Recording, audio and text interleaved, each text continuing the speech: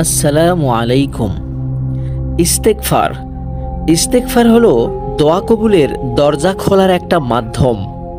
ইস্তেগফার হলো রিজিকের দরজা খোলার একটা মাধ্যম। ইস্তেগফার হলো সংকট থেকে বের হওয়ার একটি রাস্তা।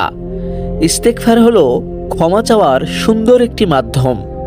ইস্তেগফার হলো নিজের নিকৃষ্ট কাজগুলোকে মুছে ফেলার একটি মাধ্যম। আপনি জীবনে কত পাপ করেছেন, তাওবা করুন, ইস্তেগফার করুন, আল্লাহ তাআলা মাফ করে দিবেন।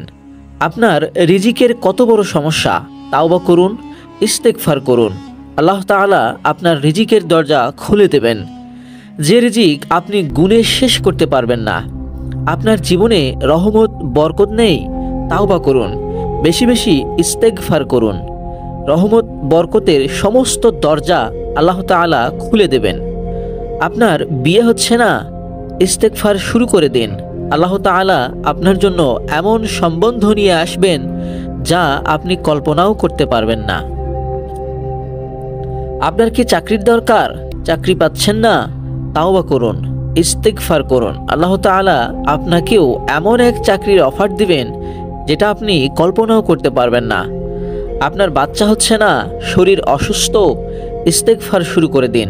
যে কোনো সমস্যায় পড়লে ইস্তেগফার শুরু করে দিন। ইস্তেগফার প্রত্যেকটা সংকটকে দূর করবে ইনশাআল্লাহ, এবং রহমতের রাস্তাগুলো আপনার জন্য মুক্ত করে দিবে।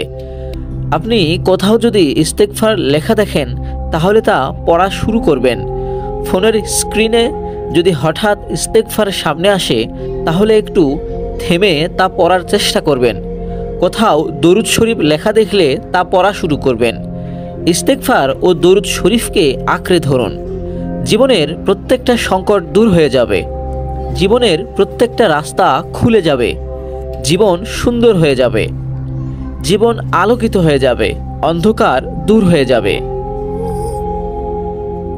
আল্লাহ তাআলা আপনার জীবনকে রহমত বরকতে পরিপূর্ণ করে দেবেন। শুধুমাত্র ইস্তেগফারের সাথে আঠার মতো লেগে থাকুন। ইস্তেগফারকে নিজের জীবনে লাজিম করে নেন। ইস্তেগফারকে নিজের জীবনে অপরিহার্য বানিয়ে ফেলুন। চলতে ফিরতে, উঠতে বসতে, ঘুমাতে সব সময় পড়তে থাকুন আস্তাগফিরুল্লাহ, আস্তাগফিরুল্লাহ। বেশি বেশি দরুদ শরীফ পাঠ করুন। ছোট দরুদ হচ্ছে সাল্লাল্লাহু তাআলা আলাইহি ওয়াসাল্লাম, এবং বড় দরুদ হচ্ছে যেটা দরুদে ইব্রাহিম, ওটাও পাঠ করতে পারেন। ইস্তেগফার ও দরুদকে আঁকড়ে ধরুন। জীবনে আলাদা একটা দিন আপনি দেখতে পাবেন। যে জীবনটা একদমই ভালো লাগতো না, সেই জীবনটাই নতুন রূপে রঙিন হয়ে যাবে ইনশাআল্লাহ। মহান আল্লাহ তাআলা যেন আমাদের সবাইকে বেশি বেশি দরুদ ও ইস্তেগফার পড়ার তৌফিক দান করেন। আমিন।